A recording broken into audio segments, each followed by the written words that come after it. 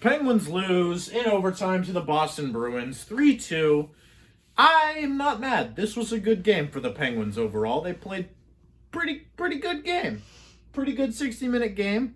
Special teams need a little work. Let's go over the line combinations. Now, the thing to note this year about the Boston Bruins and Pittsburgh Penguins is that the Boston Bruins are in our division. So, obviously going to overtime tonight with them gives them a point, which therefore gives us a point knocked down in the standings, if you know what I mean, like the 4-point game analogy type thing. But the Penguins do get a point in this one, up to 9 points on the season. In terms of line combinations, no changes outside of Rodriguez is now hurt, and Drew O'Connor makes his NHL debut. Tristan Jarry's in net, no changes on the defense. The top 6 in this game look great, which was my main complaint for the early parts of the season, was that, Malkin wasn't contributing and Rust wasn't, getting on the score sheet, despite, trying, of course. But it definitely looked promising in tonight's game.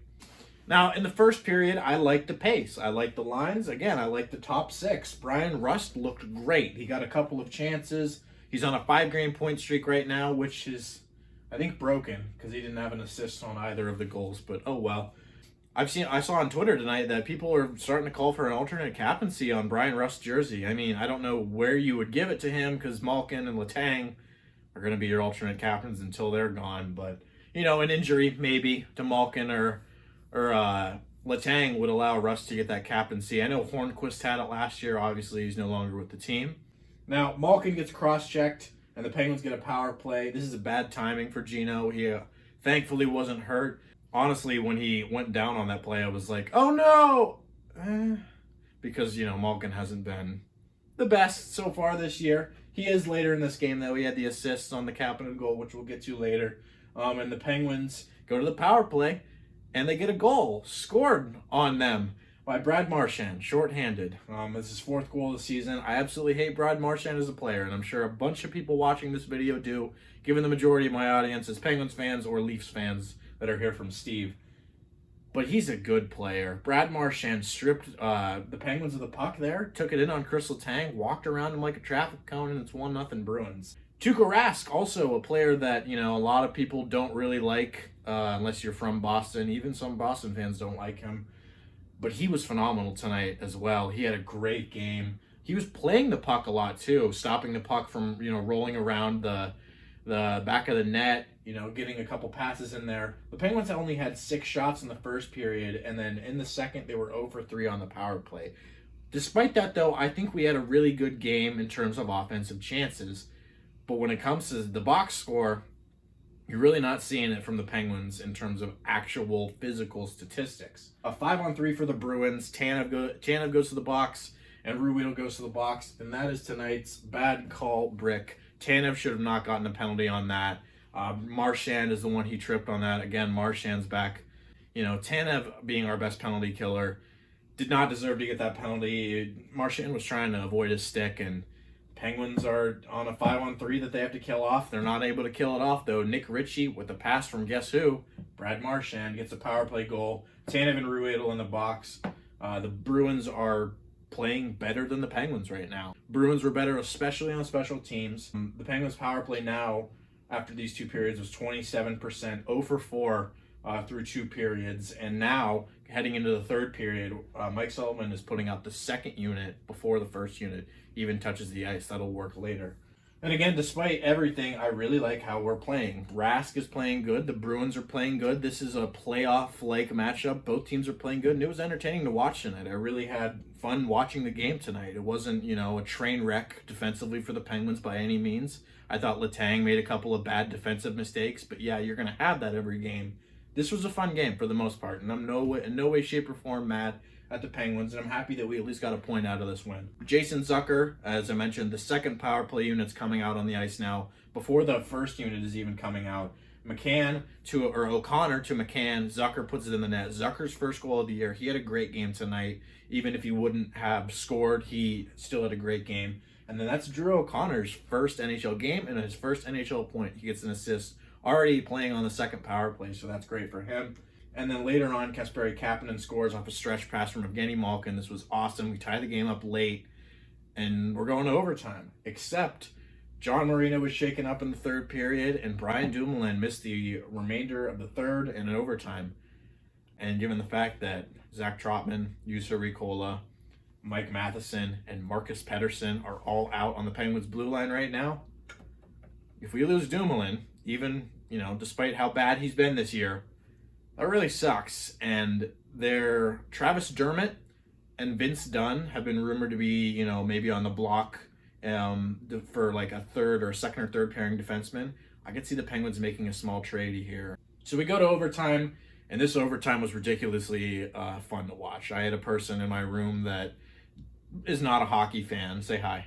Hi. And she was like, wow, this is really entertaining. I was really getting into this because 3-on-3 overtime is fun, especially when you have two good teams like the Penguins and the Bruins. There was a breakaway for Evgeny Malkin and then a 3-on-0 for the Penguins. Rask stopped both of them, especially the 3-on-0. We should have scored on that. Then a 2-on-0 for the Bruins, and they score on that. Craig Smith got his second goal of the year. John Marino turned over the puck. But still, overall, I'm just not mad about this game. Game notes I had, number 73, like the number, looks bad on Pierre-Olivier Joseph because we go from Jack Johnson to him. He should change it. He's still, only 3 games in now. Should change it before people buy too many jerseys of him. Ceci scored or was in his 500th NHL game tonight, which was cool. And the Jake Guentzel game-winning goal from the other night was apparently his 100th goal, so that's cool. Jake DeBrusk left the game for the Bruins. I didn't hear much about that. I heard them mention it once on the broadcast. That was it. I don't know if that's true or not. And yeah, I wrote down, it's a projection. So where there's usually paint in the Stanley Cup playoffs that says on the ice, Stanley Cup playoffs, right by the blue line, right? It should say Stanley Cup playoffs, right? So this year, there's ads there. There's ads there. But first game, my buddy Devlin was like, wait, why did that ad change? Did they repaint it between periods? And then we noticed, no, it didn't. It was doing it in between the periods. Tonight, in tonight's game, the Penguins were wearing their away jerseys. It was at TD Garden. It is a projection. That was our theory. That is a projection. And you could see it on the jerseys. I specifically remember Chris Letang skating by, and it was like a black logo they were trying to advertise, and you could see it on his jersey. So it is a projection. I don't know if it's a projection on the TV side or if it's actually in TD Garden and all the arenas around the league. If you know, please tell me. I'm very curious about this. So yeah, that's it for this one. Thank you all for watching. Subscribe. What's that? There's more logos on the board. Oh, that's right. There are more logos on the board. I wonder who put those there. Why, I did. Ladies and gentlemen, the NWHL. This year, the NWHL, for its 6th season, is doing something that you should all be paying attention to as hockey fans. They are doing a 2-week mini season in kind of a small tournament season fashion at Lake Placid this year. The 6 NWHL teams will be there. The Minnesota Whitecaps, the Connecticut Whale, the Buffalo Beauts, the Boston Pride, the Metropolitan Riveters, and the new Toronto Six.